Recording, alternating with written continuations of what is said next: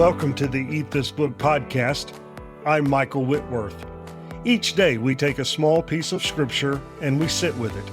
Not a quick snack that disappears before lunch, not a chore you check off of a list, but rather a meal meant to be savored. So pull up a chair. Let's eat. Here in episode 29, we're talking about Genesis chapter 9, verses 18 through 29, and this is not the ending we expected.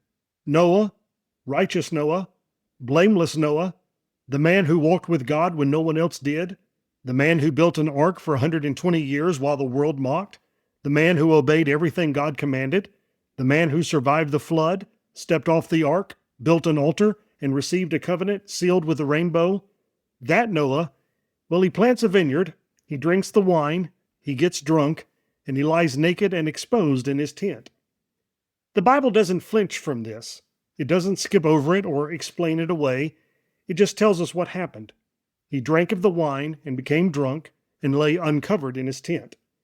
The hero of the flood story ends his narrative not with triumph, but with shame, not standing on a mountain receiving God's promise, but lying in a tent, exposed and vulnerable, undone by his own choices. Why does the Bible include this?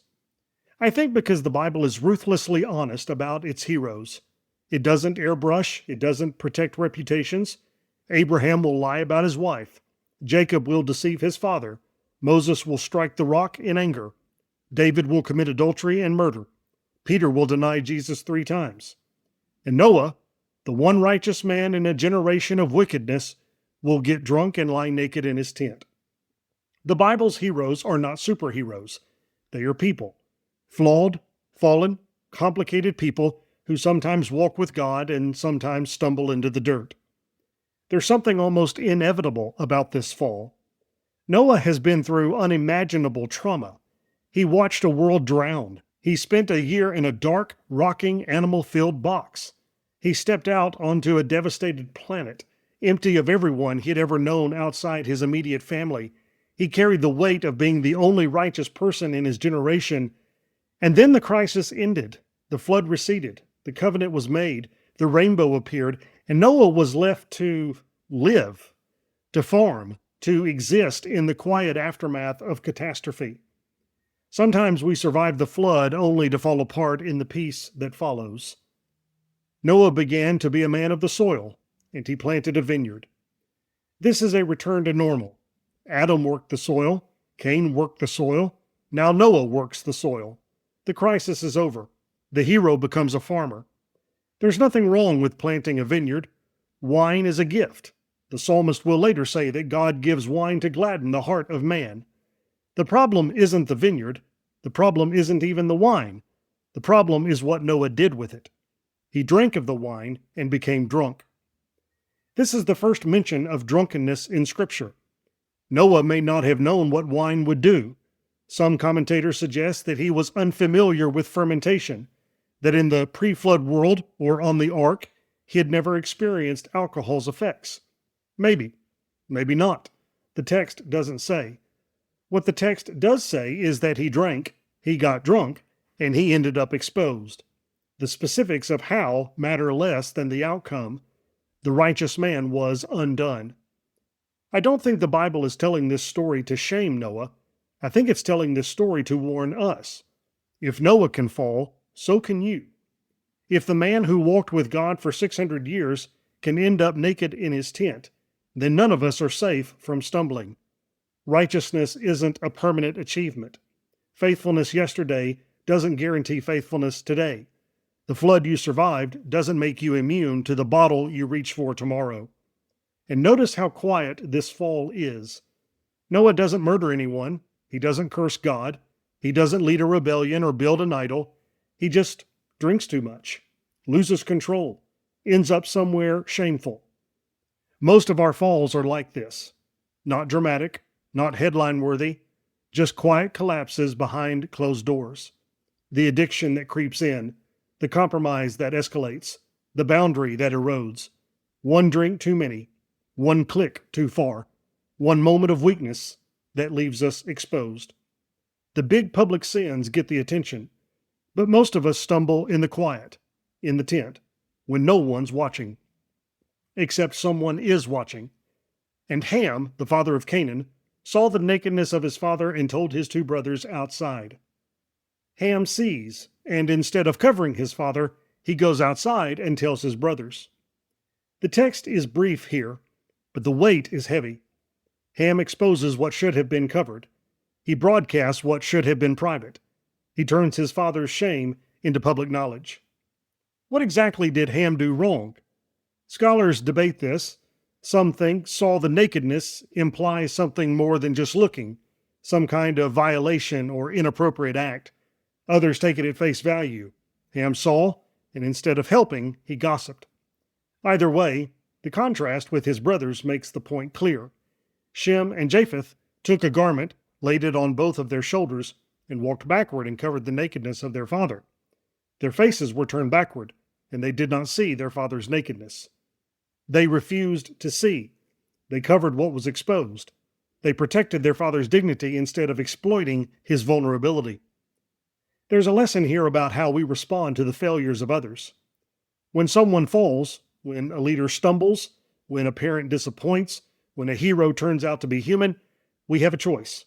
We can be Ham, spreading the news, relishing the scandal, turning someone's worst moment into content, or we can be Shem and Japheth, walking backward, covering what's exposed, protecting dignity, even when it wasn't earned.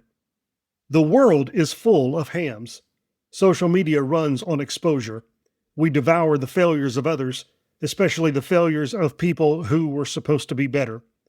But the Bible honors the brothers who covered.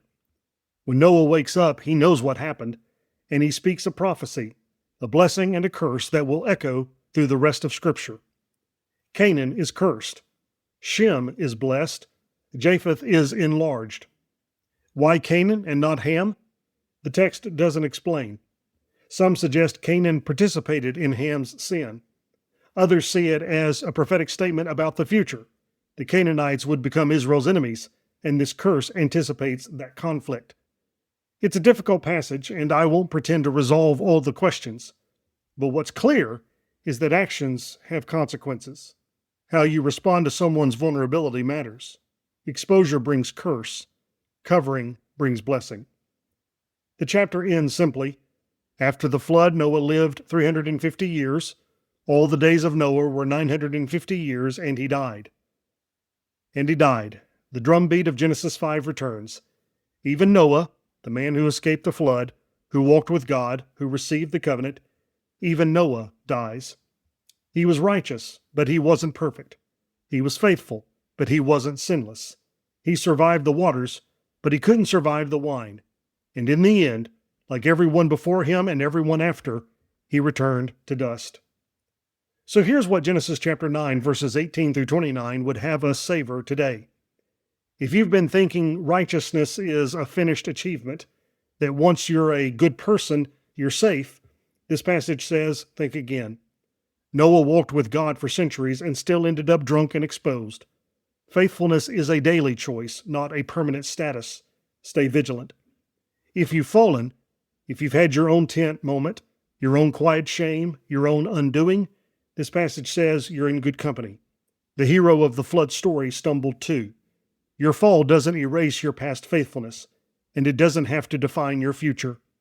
Get up, get dressed, keep walking. If you've witnessed someone else's fall, if you've seen a leader exposed, a parent vulnerable, a hero humiliated, this passage asks, are you Ham or are you Shem?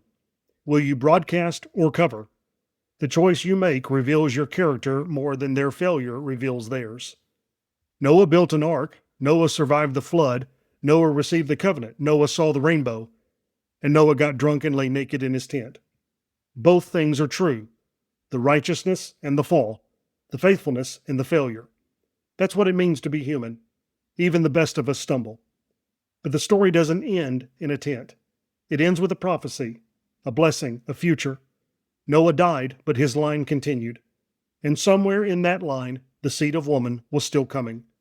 The righteous man fell, but God's plan did not.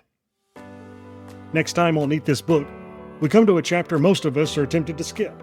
A long list of strange names and forgotten peoples, But Genesis chapter 10 isn't filler.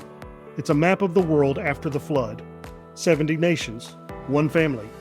From Noah's sons to every people on the earth, this chapter tells us where humanity came from and where God is taking it. Why does Scripture slow down to name them all? And what does this table of nations reveal about unity, diversity, and God's plan to gather the world back together? That's next time in Genesis chapter 10, 70 nations. Thanks for eating with me. Until next time, may the Word dwell in you richly.